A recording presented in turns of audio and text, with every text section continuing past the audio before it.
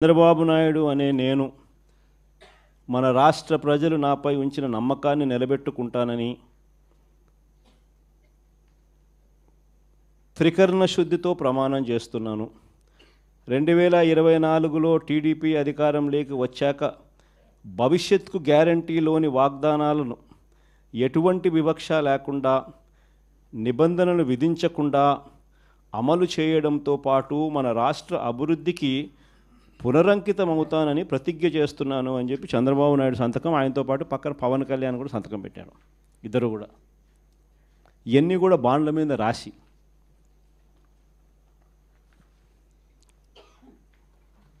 మీ కుటుంబంలో ఇంతమంది ఉండారు, ఇందులో మీ ఇద్దరికి తల్లికి వందనం కింద, మీ పిల్లలకు తల్లికి వందనం కింద మీకు ఇది ముగ్గురు పిల్లలు ఉన్నారు. ఈ ముగ్గురు పిల్లలు ఇంటూ 15,000 తల్లికి వందనం కింద మీకు 45,000 వస్తుంది. మీ ఇంట్లో ఇద్దరు 18 ఏళ్ళు నిండిన ఆడపడుచులు ఉన్నారు. వీళ్ళిద్దరికీ మీకు నెలకు 1,500 రూపాయలు చొప్పున, మీ ఇద్దరికి 18,000 రూపాయలు చొప్పున మీకు వస్తుంది. మీ ఇంట్లో రైతు మీకు ఉన్నారు, మీ రైతుకు 20,000 కింద అన్నదాత సుఖీభవ కింద అదనంగా వస్తుంది. మీ ఇంట్లో ఉద్యోగం రాని పిల్లవాడు, ఉపాధి లేని పిల్లవాడు ఒక పిల్లవాడు ఉన్నాడు. ఆ పిల్లోనికి నెలకు 3,000 రూపాయలు చొప్పున 36,000 రూపాయలకు మీకు వస్తుంది. ఈ అన్ని పథకాలకు మీరు అర్హత సాధించినారు, అర్హత పొందినారు. మీరంతా ఈ పథకాలకు అర్హత పొందినారు. 2024 జూన్ నుంచి మీకు ఈ డబ్బులు జమ చేయడం మొదలెడతాము అని బాండ్ ఇచ్చి త్రికరణ శుద్ధితో ఈ మాటలు చెప్పి ఇదన్నీ జరిగినాయి.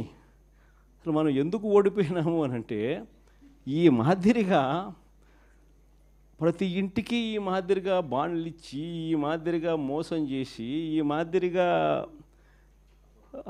వాళ్ళని ప్రలోభాలు పెట్టి ఈ మాదిరిగా చేస్తున్నారు. కాబట్టి ఈ మాదిరిగా మనకు ప్రజలు 10% ప్రజలు మోసపోయినారు. ఈరోజు ఈ పరిస్థితి ఏమిటి అని అంటే, ఇవన్నీ కూడా రీకాలింగ్ చంద్రబాబుస్ మేనిఫెస్టో అని ఈ సంవత్సర కాలంలో చంద్రబాబు నాయుడు గారి వల్ల ప్రజలందరూ కూడా డిమాండ్ చేయాలయ్యా, జూన్ 2024 నుంచి మీరు ఇవన్నీ మాకు ఇస్తామని చెప్పినారు. జూన్ 24 నుంచి సంవత్సరం దాటిపోయింది. ఈ సంవత్సర కాలంలో నువ్వు మాకు ఎంత బాకీ ఉన్నావు, మా బాకీ ఉన్న మా డబ్బులు మాకు ఎప్పుడు ఇస్తున్నావు, ప్లస్ ఈ సంవత్సరం మాకు ఇవ్వాల్సినవి ఇవన్నీ కూడా ఉంటాయి, ఈ డబ్బులన్నీ కూడా మాకు ఎప్పుడు ఇస్తున్నావు, గత సంవత్సరం బాకీలు, ఈ సంవత్సరం మాకు ఇవ్వాల్సినవి, ఇవన్నీ నువ్వు బాండ్ల ప్రకారం నువ్వు మాకు చెప్పినావు అని ఇవన్నీ కూడా గుర్తు చేస్తూ అప్పట్లో చంద్రబాబు నాయుడు చేసిన ఈ కార్యక్రమాలన్నీ, చంద్రబాబు నాయుడు అన్ని విషయాలన్నీ కూడా చెబుతూ ఇవన్నీ కూడా అడిగే కార్యక్రమాలు చేయాలి. ఒకవైపున ఇవన్నీ కూడా చంద్రబాబు నాయుడు అనే వ్యక్తి ఇవన్నీ కూడా ఒకవైపున ఎగరగొడుతూ, మరోవైపున చంద్రబాబు నాయుడు గారి పుణ్యమా అని ఇంతకుముందు ఏ త్రైమాసికం అయిపోయిన వెంటనే ఆ త్రైమాసికం తర్వాత వెంటనే ఫీజు రీయింబర్స్మెంట్ వచ్చేది. జనవరి ఫిబ్రవరి మార్చికి సంబంధించిన 2024 జనవరి ఫిబ్రవరి మార్చికి సంబంధించిన త్రైమాసికం ఆ డబ్బులు మేలో ఇవ్వాలి మామూలుగా, ఆ త్రైమాసికం డబ్బులు. అప్పుడు ఎన్నికల కోడ్ వచ్చింది. అప్పుడు బ్రేక్ పడితే ఈ జూన్ నెలాఖరికి వచ్చేసరికి 6 క్వార్టర్స్ అంటే 6 త్రైమాసికాల డబ్బులు రూపాయిల 6 × 700 అంటే 4,200 ఇచ్చింది కేవలం 750 కోట్లు. వసతి దీవెన కింద 1,100 కోట్లు ఏప్రిల్లో ఇవ్వాలా. ఏప్రిల్ 2024 బ్రేక్ పడింది ఎన్నికల కోడ్ వల్ల. ఆ 1,100 అప్పుడు పోయింది. మళ్ళీ ఏప్రిల్ 2025 మరో 1,100. ఆ 4,200 ఈ 2,200 6,400కు గాను ఇచ్చింది 750. మిగతాదంతా బకాయిలు, ఫీజు రీయింబర్స్మెంట్, విద్యా దీవెన, వసతి దీవెన. ఆరోగ్యశ్రీ నెలకు 300 కోట్లు అవుతుంది ఖర్చు. 25 లక్షల దాకా పేదలకు ఉచితంగా వైద్యం అందించే కార్యక్రమానికి మనం శ్రీకారం చుట్టినాం. బ్రహ్మాండంగా ఆ పథకం అమలు అవుతా ఉన్నది. ఏ పేదవాడైనా కూడా నెట్వర్క్ హాస్పిటల్స్కు తలెత్తుకుని పోయే పరిస్థితి. ఉచితంగా పేదవాడికి వైద్యం అందించడమే కాకుండా ఆరోగ్య ఆసరా కింద కూడా ఆ పేదవానికి రెస్ట్ పీరియడ్లో కూడా డబ్బులు ఇచ్చి ఆ పేదవాడికి తోడుగా ఉండే పరిస్థితి నుంచి ఈరోజు పరిస్థితి ఏమిటి? ఆరోగ్యశ్రీ బకాయిలు నెలకు 300 కోట్లు అవుతే 12 నెలలు ఇంటూ 300 3600 కోట్లు బకాయిలు. నెట్వర్క్ హాస్పిటల్ బోర్డు తిప్పేసినారు. ఏ పేదవాడు ఇప్పుడు నెట్వర్క్ హాస్పిటల్కి పోయి వైద్యం చేయించుకునే పరిస్థితి లేదు. ఆరోగ్య ఆసరా పూర్తిగా రద్దు చేసేసినారు. చేయూత, ఈబీసీ నేస్తం, కాపు నేస్తం, నేతన్న నేస్తం, వాహనమిత్ర, చేదోడు తోడు ఈ పథకాలన్నీ గాలికి ఎగిరిపోయినాయి. వ్యవసాయం అన్నది పూర్తిగా తిరోగమనంలోకి వెళ్ళిపోయింది. ఏ పంటకు ఈరోజు కనీస మద్దతు ధర రాని పరిస్థితి. మన వరి అమ్ముకున్నారు, తక్కువకు అమ్ముకున్న పరిస్థితి. మామిడి నుంచి మొదలు పెడితే పొగాకు దగ్గర నుంచి చూస్తే మిర్చి దాకా ఏ పంటకు, మినుములు, పెసులు, కొక్కో, ఆయిల్ పామ్, ఏ పంటలకు కూడా కనీస గిట్టుబాటు ధరలు రాని పరిస్థితిలో ఈరోజు వ్యవసాయం జరుగుతూ ఉంది. ఆర్బీకేలు నిర్వీర్యమైపోయినాయి. ఉచిత పంటల బీమా గాలికి ఎగిరిపోయింది. ఈ క్రాప్ అన్నది కంటికి కనపడకుండా పోయింది. ఇన్పుట్ సబ్సిడీ సమయానికే సీజన్ ముగిసేలోగానే ఇచ్చేసి ఇన్పుట్ సబ్సిడీ కనపడకుండా పోయింది. ఇలాంటి వాతావరణం మధ్య మనం ఈ కార్యక్రమం లాంచ్ చేస్తూ ఉన్నాం.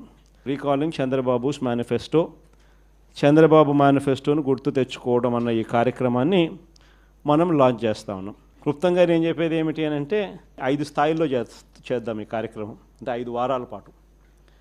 ఫస్ట్ దాంట్లో రీజనల్ కోఆర్డినేటర్లు, డిస్ట్రిక్ట్ లెవెల్లో, జిల్లా స్థాయిలో ఈ క్యూఆర్ కోడ్ను ఇలా స్కాన్ చేస్తారు. స్కాన్ చేస్తేనే ఆటోమేటిక్లీ చంద్రబాబు నాయుడు గారి మేనిఫెస్టో దాంట్లో నుంచి బయటకు వస్తుంది. బటన్ నొక్కితే ఆయన మేనిఫెస్టోలో ఏం చెప్పినాడు అన్నది.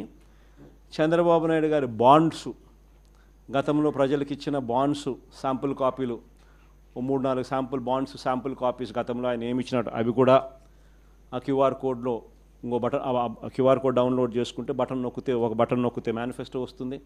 ఇంకో బటన్ దాంట్లో నొక్కితే బాండ్స్ వస్తాయి. 3వ బటన్ నొక్కితే ఆ బాండ్ల ద్వారా ప్రజలకు, అంటే ఆ కుటుంబానికి రావాల్సిన, ప్రతి ఏటా రావాల్సిన సొమ్ము ఎంత, నష్టపోయిన సొమ్ము ఎంత, లాస్ట్ ఇయరు ఎంత నష్టపోయినారు, ఈ సంవత్సరం ఎంత నష్టపోయినారు అనే వివరాలు కూడా వస్తాయి. ఇది కాక ఇంకో బటన్ నొక్కితే ప్రజలే కూడా సులభంగా క్యాలిక్యులేట్ చేసుకునేటట్టుగా, ఇదిగో ఈ పథకం అదే బాండ్ ఫార్మాట్లో, ఇదిగో ఈ పథకానికి ఎంతమంది పిల్లలు ఉండారో మీరే రాసేసేయండి, ఈ పథకానికి డబ్బు ఎంతో పక్కనే ఉంది, ఇంటూ క్యాలిక్యులేషన్ ఎంతో మీరే పక్కన రాసేసేయండి.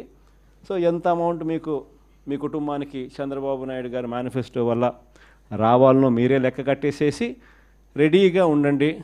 చంద్రబాబు నాయుడు గారికి సంబంధించిన నాయకులు, కార్యకర్తలు, ఆయన కూడా ప్రజలందరికీ నేను అన్నీ